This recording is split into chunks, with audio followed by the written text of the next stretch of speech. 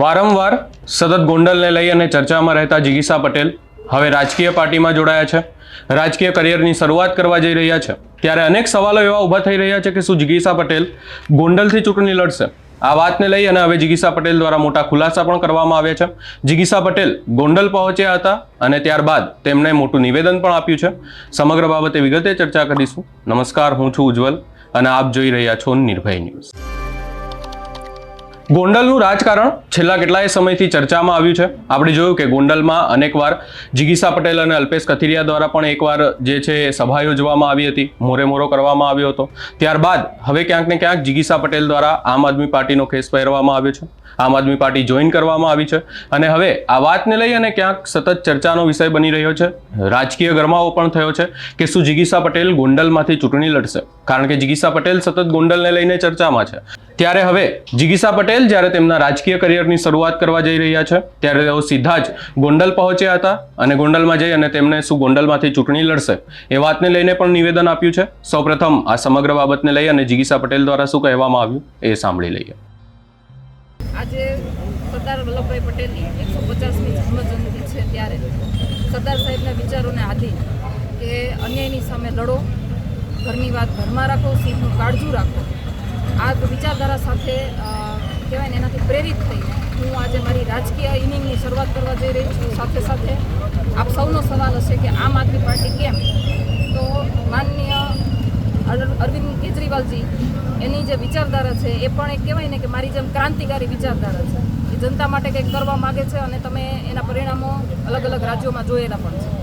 આજે ગુજરાતની જે પરિસ્થિતિ છે એ પ્રમાણે ખેડૂતોની વ્યથા હોય, યુવાનોની વ્યથા હોય કે બહેનો દીકરીઓની વ્યથા હોય, વિપક્ષની એક મજબૂત ભૂમિકામાં અત્યારે આમ આદમી પાર્ટી સક્રિય છે અને એટલા માટે એની જે કાર્યશૈલી છે એનાથી પ્રભાવિત થઈ અને મેં આમ આદમી પાર્ટીમાં મારું રાજકીય કરિયર શરૂ કર્યું છે અને પાર્ટી જે પ્રમાણે મારી ઉપર ભરોસો એને રાખ્યો છે એ પ્રમાણે પાર્ટીનો પણ ખૂબ ખૂબ આભાર। ભવિષ્યમાં પણ જે કંઈ પણ જવાબદારીઓ આપશે એ હું બહુ સારી રીતે મહેનતથી નિભાવીશ અને એનું પરિણામ પણ અલગ આવશે। સાથે સાથે તમને બધાને પણ કહેવા માગું છું, ખાસ કરીને ભાજપમાં જે કાર્યકર્તાઓ છે એમને ખબર છે કે ભારતીય જનતા પાર્ટીમાં જે વર્ગ વિગ્રહ ચાલી રહ્યો છે અને કહેવાય ને કે અમુક ઘણા એવા નેતાઓ છે કે જે વંડી ઉપર બેસીને બે બાજુના દ્રશ્યો જોઈ રહ્યા છે કે ભારતીય જનતા પાર્ટીમાં સારું થશે કે આમ આદમી પાર્ટીમાં સારું થશે, જેમાં સારું થશે ને એમાં ઠેકડો મારી જશે। તો આ એ સમય નથી। તમે જે સમય બગાડ્યો છે તમારો એ બગાડવાની બદલે, વંડી ઉપર બેસવાની બદલે એક કહેવાય ને કે એક પથ સિલેક્ટ કરો, એક રસ્તો સિલેક્ટ કરો અને જોડાઈ જાઓ। કારણ કે ભારતીય જનતા પાર્ટીએ તમને લોકોને શું આપ્યું છે અને તમારી શું કદર કરી છે તમને બધાને ખબર છે। બીજું કે કોંગ્રેસની વાત કરીએ તો કોંગ્રેસના જે કાર્યકર્તાઓ છે જુસ્સો ખૂબ જ છે એનામાં કાર્ય કરવાનો, પરંતુ ગુજરાતના મોવડી મંડળમાંથી એને કોઈ સપોર્ટ નથી એવા મને ઘણા બધા સમાચાર મળ્યા છે। તો હું એવા લોકોને પણ કહેવા માગું છું કે જે પણ પાર્ટીમાં હોય અને જેને ખરા અર્થમાં જનતા માટે કામ કરવું છે, ખરા અર્થમાં જનતાના હક માટે લડવું છે, એ તમામ લોકો આમ આદમી પાર્ટીમાં આવકાર્ય છે। આજે ખેડૂત માટેની એક સભા છે પાળિયાદની અંદર, ત્યાં ગોંડલની અંદરથી બસો ભરાઈને ખેડૂતો નીકળી રહ્યા છે, આમ આદમી પાર્ટીના સપોર્ટમાં જઈ રહ્યા છે। ભગવત માનજી અને અરવિંદ કેજરીવાલજી બંને ત્યાં સભાની અંદર હાજર છે। એટલે તમામ ખેડૂત મિત્રોને પણ હું કહેવા માગું છું કે આજે તમારા હક માટે બહારથી પણ કોઈ લડવા આવી રહ્યું છે તો તમારે એને સપોર્ટ કરવો જોઈએ ને તે પહોંચી જવું જોઈએ। બેન, 2027ની વિધાનસભાની ચૂંટણીમાં પક્ષ તમને ટિકિટ આપશે તો ગોંડલથી ચૂંટણી લડશો? 100% પક્ષ મારી ઉપર વિશ્વાસ રાખી અને જો મને અહીંયાથી લડવાનો મોકો આપશે તો હું 100% લડીશ અને જીતીશ પણ। આવનારી મહાનગરપાલિકા તેમજ ગોંડલની નગરપાલિકા, તાલુકા અને જિલ્લા પંચાયત, તે બાબતે પક્ષ તમને ગોંડલની જવાબદારી આવશે તો તેમાં તમારું આગળનું આયોજન શું છે? પક્ષ મને એ બાબતેની જવાબદારી આપશે તો હું ગોંડલની જનતાના જે સામાન્ય પ્રશ્નો છે એ સામાન્ય પ્રશ્નોનો પણ જે નિકાલ નથી આવી રહ્યો, ઘણા બધા પ્રશ્નો એવા છે, જીબીના ઘણા બધા પ્રશ્નો છે, રોડ રસ્તાના પ્રશ્નો છે, ગોંડલને અત્યારે કહેવાય ને કે ગોંડલની અંદર પ્રવેશવાના જે રસ્તાઓ છે એને પણ અત્યારે બ્લોક કરીને રાખેલા છે। મેં આજે ગોંડલની અંદર હું કહેવાય ને કે કાલ રાતની અહીંયા ગોંડલની અંદર છું અને ગોંડલની પરિસ્થિતિ મેં જોઈ છે એ પ્રમાણે ગોંડલની જે સ્થિતિ છે, ગટરોની સ્થિતિ છે, નદીઓની સ્થિતિ છે, જે કહેવાય ને કે ગંદકી છે, એ તમામ વસ્તુને સમાધાન મળે અને ખાસ કરીને પહેલાં તો ગોંડલની જનતાનું હું એટલું કહેવા માગું છું કે પહેલાં તો તમારા ડરમાંથી મુક્તિ મેળવવાની જરૂર છે।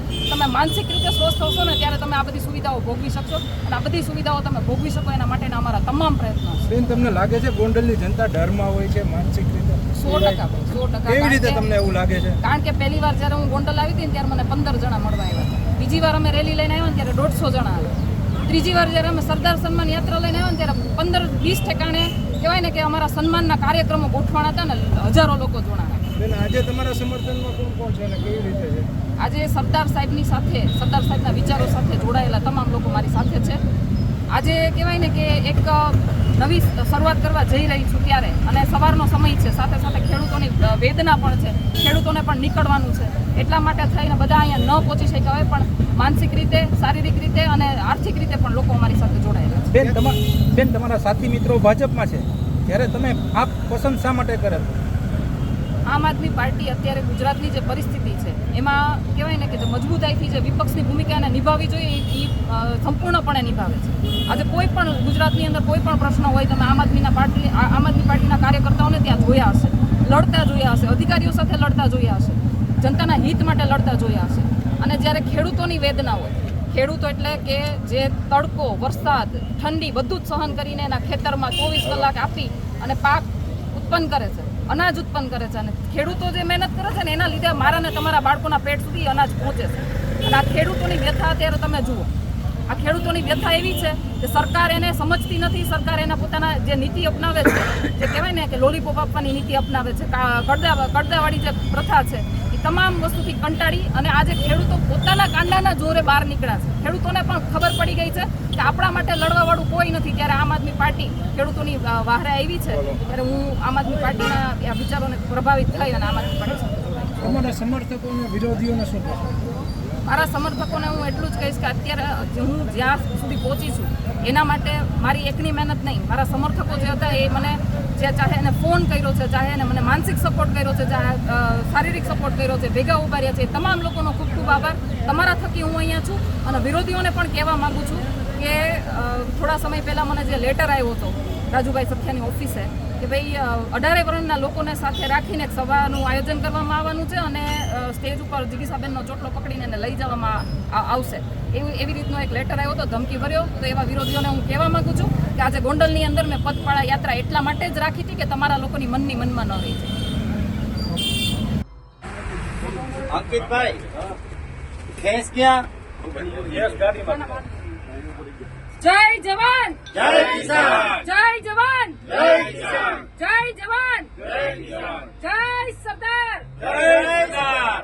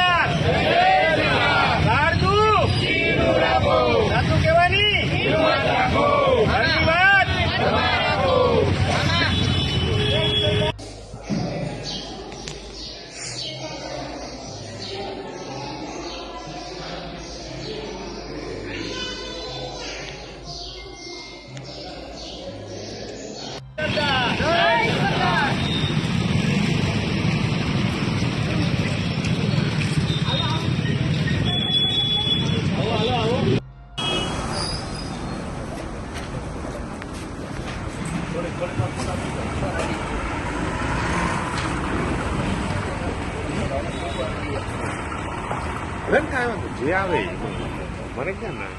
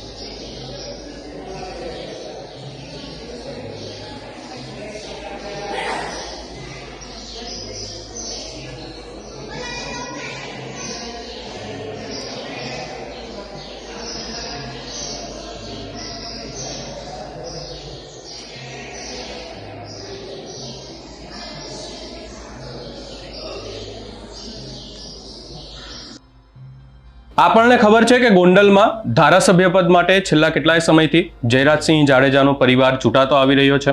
ત્યાંના લોકોને ક્યાંક ને ક્યાંક જયરાજસિંહ જાડેજાના પરિવાર પ્રત્યે ક્યાંક ને ક્યાંક એવું કહી શકાય કે વિશ્વાસ પણ છે.